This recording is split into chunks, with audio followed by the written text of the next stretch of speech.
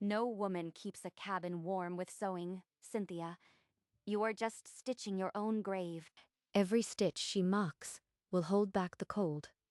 I'll make sure of it. Cynthia didn't answer. She walked past the snickering townsfolk, her back straight as a fence post. When she reached her cabin at the settlement's edge, the first snowflakes began to fall. This window is the coldest. If I can seal this one, the others might hold. That night, she sat by the fire and threaded a needle.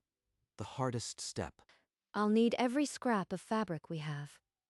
Old dresses, worn blankets, Justin's outgrown clothes. She sorted through worn dresses and blankets, choosing the thickest pieces for the batting. I will not let the cold take my son like it took his father. With nothing but fabric and thread, Cynthia began to build a fortress against winter. Mama, why are you cutting up my old clothes? Are we too poor for new blankets? It's not about blankets, my love. These will become quilts to seal the windows. 3 winters ago, the cold crept through bare windows and stole his father away in the night. Did Papa die because it was too cold, Mama? Yes, and I won't let that happen to us. We're going to build walls of fabric. She told him how windows were the greatest enemy. Glass sucked the heat out like a thief. I can sew, Mama. Let me help. I want to be strong like you. Cynthia placed a larger needle in his small hand and guided the first stitch. It's crooked, Mama. Will it still keep the cold out? Every crooked stitch will hold warmth. We'll fill it thick, like a hug from Papa. Ow! It bit me, Mama. It's just a sting, my brave boy. We'll make these stitches strong enough to hold back winter. Hour by hour, the quilt grew thicker under the lamplight. Each stitch a tiny promise against the coming cold. My stitches still wander like drunken ants. I'll never be as fast as Mama. Push the needle through all layers, Justin. Feel the batting resist. It's like fighting a monster, Mama. A cold monster. My boy is becoming a warrior against the cold, just like his father. By the time the fire burned low, the first quilt had become a thick mat of fabric and wool, larger than any blanket they'd ever made. Mama, when will we hang it on the window? I want to see the frost stop. Soon, my love. But first we must stitch all the windows. 1 down, 3 to go. The next morning, Cynthia stood on a stool and hung the first quilt over the draftiest window. It looks like a giant patch, Mama. Like the coat of a giant. It will do its job, Justin. Now, hold the stool steady while I paint the arrow. With a small brush, she painted a red arrow on the wooden frame, a silent promise that her sewing would hold. A sharp knock echoed through the cabin, and before Cynthia could answer, Pamela pushed open the door. I had to see this window sewing with my own eyes. The whole settlement is still talking about your foolishness. This is your insulation? A tattered rag? You really think it will stop the cold? Let her look. The cold will do the talking. Cynthia said nothing, only walked to the door and held it open. Pamela left with a scoff, but the quilt remained, thick and unmoved by her scorn. With one window sealed, Cynthia and Justin fell into a steady rhythm, cutting fabric, stuffing batting, stitching by firelight. Justin's stitches grew straighter every hour. The boy was learning to trust the thread. Mama, look. My row doesn't wiggle anymore. It's as straight as a soldier. You are building our defenses, stitch by stitch. One afternoon, a neighbor's voice sliced through the cabin wall. That widow is still stitching rags. Mark my words. She'll freeze before she admits she's wrong. Let them crow.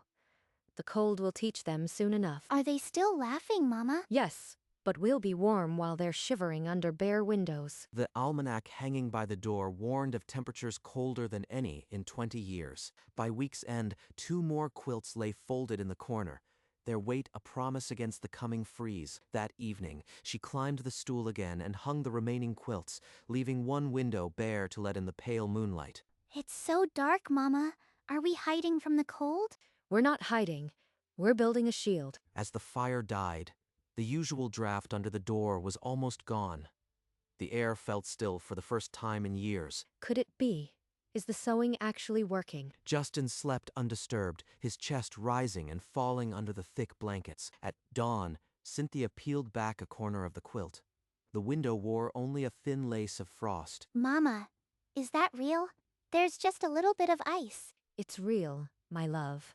But one night doesn't prove anything. Still, she let herself feel it, a small vein of warmth where before there had been only dread. Across the settlement, families woke to windows coated in thick ice. Scraping did nothing. The cold was inside the glass. She only has half the space to heat. Any fool could keep that little box warm. It's not proof. Cynthia caught the gossip while gathering water. She didn't flinch, but the door still let in a biting draft. The windows are sealed, but the cold still finds the crack under the door. We need one last shield. Will it be heavy, Mama? Like the window quilts? Heavier. The door is our weakest spot. We'll fill it with every scrap we have left. They stitched until their fingers ached, layering wool and old coats into a curtain thick as a winter blanket. By nightfall, the curtain covered the door from hinge to floor. The draft vanished. I can't feel the wind anymore, Mama. But outside, the settlers still whispered that she was wasting her time. 3 nights later, the first true cold snap descended. Wind howled through the settlement, and frost crept across every bare window. Justin, fetch the extra logs. The cold is sharper tonight than any we've felt. I already did, Mama. But look, I can't see my breath. The quilts are hugging the whole room. Cynthia rose twice to stoke the fire. Both times, the cold stayed outside where it belonged. The woodpile is shrinking faster than I hoped, but we're not freezing, not yet. At dawn, she peeled back a quilt corner. The glass was cold but free of ice. The red arrow seemed to glow with quiet vindication. In the settlement, other women scraped frost from their windows and fed their fires double the wood. We're holding, Justin. This quilted cabin is stronger than they know. But the almanac's warning still echoed. The coldest winter in 2 decades was only beginning. The quilts had survived a test, but Cynthia felt the truest storm still gathering beyond the ridge. The almanac's final warning came like a death sentence. The mercury would drop farther than any living soul had seen. Settlers flooded the supply store, buying every extra log and blanket. Fear was now cheaper than pride. A properly built cabin doesn't need rags on the windows. Only fools panic over a little cold. We must check every stitch, Justin. If the winds tear through, all our work is for nothing. Cynthia reinforced the quilts with extra thread, her fingers raw, while the sky darkened to a bruise. Mama, what if the storm is too big?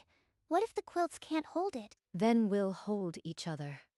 But these quilts were woven with love, and love is stronger than any wind. Outside, the trees began to bend, and the first flakes of the great blizzard fell like ash from a darkening sky. This is it. The test of my life. Please let it be enough. The cabin stood small against the darkening horizon, its quilted windows the only softness in a world turning to ice. By midnight, the blizzard struck with a roar that shook the cabin to its bones. The quilts shuddered against the windows, but every hook and knot Cynthia had tied held firm. Beads of water formed on the fabric, warmth meeting cold, a sign the quilts were keeping the heat in. The quilts are sweating like living things. The cold is clawing, but we're winning. Mama, I am scared. The wind sounds like a monster trying to break in. It's just the storm, my brave boy. Our quilts are holding it back. Across the settlement, Pamela's pristine windows were now sealed with a thick coat of ice. She fed her fire double the logs, but the cold poured through the glass faster than the flames could fight. In Cynthia's cabin, the only ice was a thin lattice at the very edges of the window frames. The first true evidence was now visible. The widow's sewing was winning against the coldest night in 20 years. Inside Cynthia's cabin, the fire dwindled to embers, but the quilts held the room's warmth like a closed fist. I barely need to feed the flame. The sewing is doing the work. Justin slept on, his face soft and unafraid. Buried under the thick quilt they'd stitched together. Sleep, my love. These walls are warmer than any we've had. In her grand cabin, Pamela fed her last logs to a fire that couldn't win against the bare glass. I won't look at the window. It's a liar now. But she could see no smoke from her own chimney, only the widow's, a gray thread in the white abyss. Could those rags really trap heat? No, this cold is just a freak. But the smoke never lies. She pressed her hand to the icy glass, then pulled it back, as if burned. For the first time in years, Pamela felt the sting of being wrong, and it cut deeper than any cold. With her last log spent, Pamela stared through the frost-glazed window at the widow's chimney, still trailing steam. I'll die here if I don't move. Pride won't keep me warm. She wrapped her thickest cloak and opened the door into the shrieking white. The wind hit her like a wall. Snow swallowed her up to her knees in the first steps. Inside her warm cabin, Cynthia pulled back a quilt corner. A dark smudge moved in the storm. Who would be out in this? No one could survive. Pamela stumbled and fell, her hands raw against the ice. The light of Cynthia's window seemed a mile away. Cynthia squinted. The figure's cloak, dark, expensive. Pamela. She'll freeze before she reaches the door. I can't just watch. Cynthia pressed her hand to the cold glass, watching the bent figure struggle closer, a battle between compassion and the past. I swore I'd never let the cold in again. But I can't let her die at my door. She pulled aside the heavy door curtain, and a fist of frozen air punched through the crack. Pamela fell through the opening, her skin white as the snow caked on her cloak. Cynthia grabbed her and shoved the door shut, pressing the curtain tight again. The cold had bitten deep. How? How is it so warm? My cabin is frozen solid. The sewing you mocked. Sit by the fire before you lose the rest of your toes. The frost on the bare window edges had already retreated since the door closed. The quilts had held. Mama? Who is that? Why is she covered in snow? It's someone who needed our warmth, Justin. Go back to sleep. Pamela stared at the sweating quilts, the sleeping child, the quiet strength of a woman she had tormented. The condensation on the quilts gleamed like tiny jewels, visible proof that her simple sewing was beating the freeze. I told everyone you were a fool. I wanted you to fail, but your child is sleeping, and my fingers are still numb from the walk. You are not the first to mock me. You are just the first to see the truth. I am sorry, Cynthia, for everything. I was so certain I was right. Show me how to do this, please. Cynthia pulled a scrap of fabric and a needle from her basket. First, don't fear the needle. It's a tool, not a weapon. Her hands are steady. Mine haven't held a needle in 10 years. But if she can save her son with stitches, I can swallow my pride long enough to learn. Cynthia guided Pamela's stiff fingers through the first loop, the same way she'd taught Justin. Mama, you are teaching her to build a shield too? Yes, my love.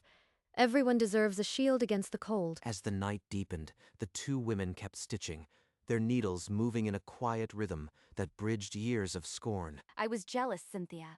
You're calm, your son.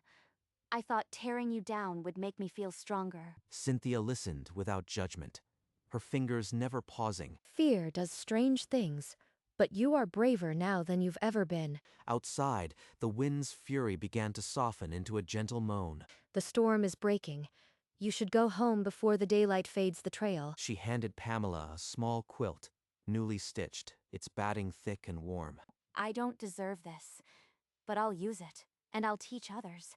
I swear it. Pamela wrapped the quilt around her shoulders, her eyes bright with unshed tears. As she stepped into the pale morning light, the storm had passed, but the change in her was just beginning. As the settlement stirred, neighbors emerged from frozen doors, but only one chimney poured a steady, warm column into the sky. Curiosity pulled a handful of settlers through the snow to Cynthia's door.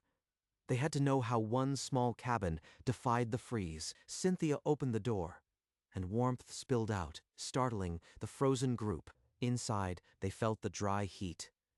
Every window was covered by a thick, damp quilt, condensation beading like sweat on the fabric. The quilts trap the warmth and keep the cold glass from stealing it. One woman touched the quilt, her fingers coming away wet but warm. It's working. The red arrow marks the first window I sealed. The others followed. The settlers exchanged glances, their skepticism melting like the frost on their own windows. I'll teach anyone willing to learn. Bring your needles tomorrow. As they left, the news raced through the settlement. The widow's sewing had saved her, and it could save them all. By noon, a dozen women squeezed into Cynthia's cabin, each clutching needles and armfuls of worn fabric. The secret is thick batting. Old blankets, worn coats, Anything that traps pockets of air. She layered the fabric, then guided a needle through, drawing the women's eyes to each precise motion. Cynthia, I learned last night. Let me help teach. I owe this whole settlement. Grab a needle and sit here. Everyone deserves a shield. Pamela settled among the women, her stiff fingers striving to copy the movements she'd learned the night before. Feel the batting. Push through all layers. Don't let the cold find a gap. The room filled with the soft, steady rhythm of needles piercing fabric. A quiet army arming itself against winter. My enemy now teaches beside me. The cold has forged a strange and brittle peace. As the sun set, the sewing circle hummed, a new sound in the settlement, one that promised survival. Within a week, every window in the settlement wore a quilt. The red arrows multiplied like a silent signature. Cabins that once shivered now held their warmth. The sound of frost scraping gave way to the hum of needles. It's not just the quilt, it's the seal. Tuck the edges tight, and the draft has no path.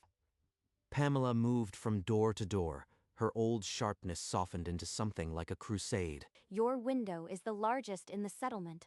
Let me help you cut the fabric. The red arrow became a symbol of hope, painted on every frame by women who no longer feared winter. Justin, look around.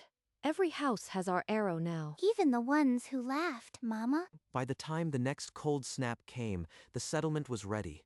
Not a single family froze that winter. A widow's sewing, once scorned, had become the settlement's greatest defense. Under the bare rafters of the common hall, the entire settlement gathered, the air thick with unspoken gratitude. I was the loudest voice against Cynthia, and the most ignorant. Her quilts saved my life when my own cabin failed. I was wrong, and I am sorry. She turned to where Cynthia sat near the back. Justin's small hand clutched in hers. Cynthia rose slowly, her voice steady but softer than anyone expected. I only did what any mother would, but I thank you for listening now. A grizzled settler stepped forward and held up a thick, stitched square for all to see. The settlement will provide wool and needles to every family. Quilting windows becomes our custom from this day forward. No family faces winter without a quilted window. The hall erupted in nods and murmurs. The red arrow now, the settlement's official mark. When the first buds pushed through the melting snow, Cynthia stood on a stool and unpinned the quilt from the main window. Light poured in, harsh and unfamiliar after months of amber gloom. Justin burst through the door and ran across the thawing yard, laughing at the patches of grass. The red arrow remained on the frame, a faded scar from a battle she had won. She folded each quilt carefully. Knowing they'd return to the windows when the cold came again, she stepped outside and saw the settlement alive. Children playing, women airing newly stitched quilts. No one whispered about the widow anymore. They nodded as she passed, a quiet respect. The cold took my husband, but it gave me back a community. She ran her fingers over the faded red arrow, promising never to forget the winter that nearly broke her. Justin called from the meadow, and she walked toward the sound, leaving the quilts to rest until they were needed again. Cynthia walked the length of the settlement, past cabins now marked with the red arrow. Women waved from doorways, no longer whispering, just quiet respect. Folded quilts rested on every porch, ready for the next cold breath of autumn. Children who would never know a freezing night played in the thawing mud. The cold that took my husband also taught me a bitter kind of hope. She entered her cabin, where the faded red arrow still pointed toward the empty window frame. She picked up her needle and a worn scrap of flannel. It was never too early to prepare. She began a new stitch, not for survival, but for the peace of knowing they would be ready. Outside, the meadow bloomed, and the sound of Justin's laughter drifted through the open door. Inside, a small wildflower rested on the windowsill, the quilt now a curtain for the sun. As evening settled, Cynthia took her usual place by the hearth, a half-stitched quilt in her lap. Justin was already asleep, his breathing soft as the spring breeze through the open door. The needle was the one weapon the cold couldn't break. She glanced at the window, where the faded red arrow still pointed toward a warmer world. The quilt was for no one in particular. Just the simple joy of creating something that held warmth. She set the stitch and rose, pulling the heavier curtain across the door. Through the window, the last light revealed the settlement's many quilted windows, each a quiet sentinel. From a distance, The cabin glowed, a golden ember in the darkness. I have enough. That is more than I ever hoped for. The moon's last light touched the red arrow, a faint reminder of a promise kept.